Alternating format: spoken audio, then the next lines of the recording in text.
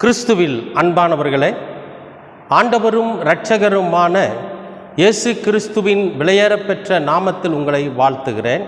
கர்த்தர் உங்களை ஆசீர்வதிப்பார். இன்றைய அனுதின உணவிற்காக கர்த்தர் நமக்கு கொடுக்கிற வார்த்தை சங்கீதம் 31 அதிகாரம் 23வது வசனம். கர்த்தருடைய பரிசுத்தவான்களே, நீங்கள் எல்லோரும் அவரில் அன்பு கூறுங்கள்.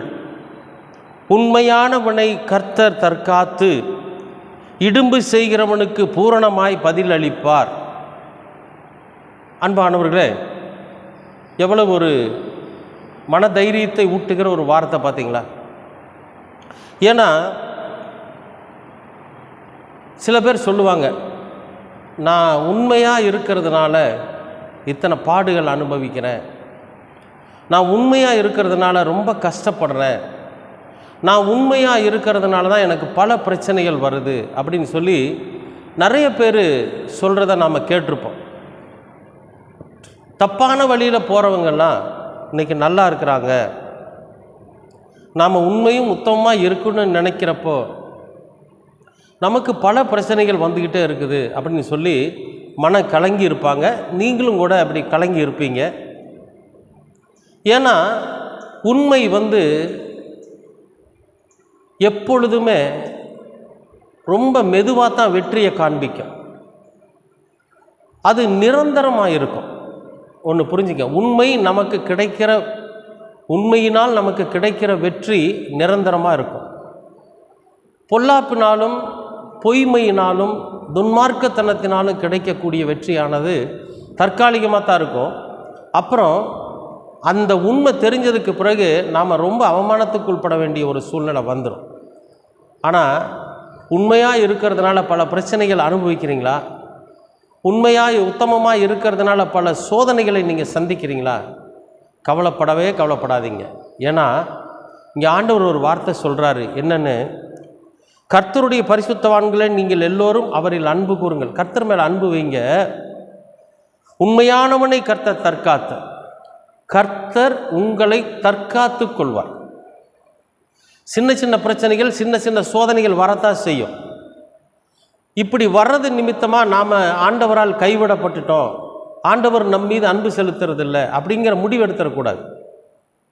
இந்த உலகத்தில் வாழ்கிறப்ப ஒரு சில சம்பவங்களை நம்ம சந்தித்து தான் தீரணும். அதுதான் மனித வாழ்க்கை. அதில் எல்லாம் பொறுமையாக இருந்து அதில் எல்லாம் ஜெயிச்சு வர்றது தான் இந்த நம்முடைய கிறிஸ்தவ வாழ்க்கை. ரோட்டில் வேகமாக போகிறோம். நிறைய சூழ்நிலைகளில் பாருங்கள், ரோட்டில் நம்ம வேகமாக போகிறோம், திடீர்னு யாரோ ஒருத்தர் கூப்பிட்றாங்க, டக்குன்னு வண்டியை நிறுத்தணும்னு வச்சுங்களேன், பின்னால் வந்தவர் இடிச்சிருவார். நாம் என்ன நினச்சோம், நம்மளை ஒருத்தர் கூப்பிட்டாரு அப்படிங்கிறதுக்காக நிறுத்துகிறோம். அவர் எதுக்காக கூப்பிட்றாரோ, என்னத்துக்காக கூப்பிட்றாரோ, பாவம் ரொம்ப அவசரத்தில் இருக்கிறாரோ, அவர் என்னன்னு கேட்போன்றதுக்காக நம்ம நிறுத்துவோம். ஆனால் நமக்கு பின்னால் வரவர் என்ன பண்ணிடுவார், இடிச்சிருவார்.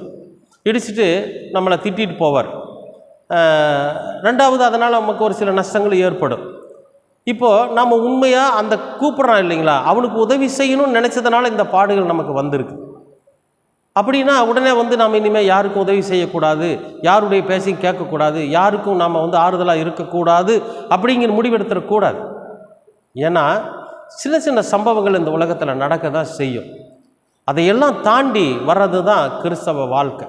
இப்போ ஆண்டவர் சொல்கிறார் பாருங்கள், உங்களை தற்காத்து கொள்வார். நீங்கள் உண்மையாக இருக்கிறப்போ எப்பேற்பட்ட பிரச்சனைகள் வந்தாலும் அதிலிருந்து கர்த்தர் உங்களை தற்காத்து கொள்வார். நீங்கள் அவர் மேல் வைத்திருக்கிற அன்பில் குறைவு வச்சிடாதீங்க.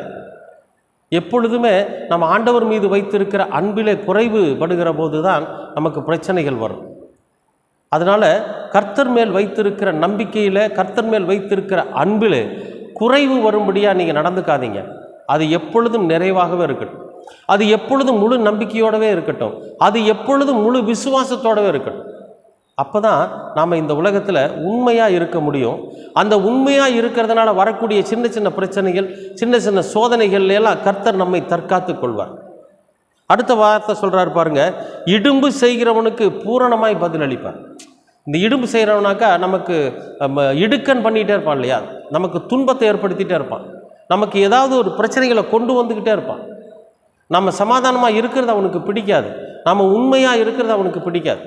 ஏன்னா இவன் உண்மையாக இருக்கிறதுனால நம்ம எல்லோருமே மாட்டிக்கக்கூடிய ஒரு சூழ்நிலை வருது. அலுவலகத்திலே ஆகட்டும், ஊழியத்திலே ஆகட்டும், வியாபாரங்களில் ஆகட்டும், எதுவாக இருந்தாலும் ஒருவன் உண்மையாக இருக்கிறப்போ அவனை சுற்றி இருக்கக்கூடிய பொய்யான மக்கள் மாட்டிக்குவாங்க.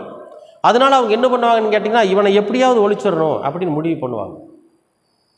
அப்படித்தான் இயேசு கிறிஸ்து உண்மையாக இருந்ததுனால தான் அவரை சிலுவையில் அடித்தாங்க. ஆனால் அதற்கு பிறகு அவருக்கு கிடைத்திருக்கிற பலன் என்ன அப்படிங்கிறத நாம் சிந்தித்து பார்க்குறப்போ அது மிகப்பெரியதாக இருக்கும். ஆனால் அவரை தூஷணம் பண்ணினவர்கள், அவரை அவமானப்படுத்தினவர்கள், அவருக்கு துரோகம் பண்ணினவங்களுக்கு என்ன நடந்துச்சுங்கிறது உங்களுக்கு தெரியும்.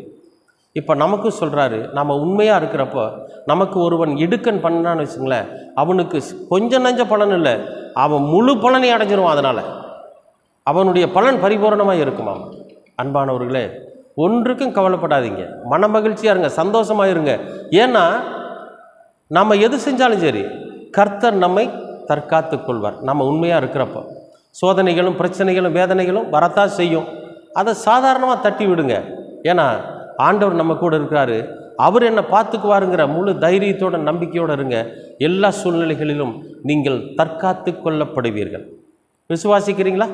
அன்பின் பரலோக பிதாவே, அருமையான நல்ல இந்த நாளுக்காக நன்றி.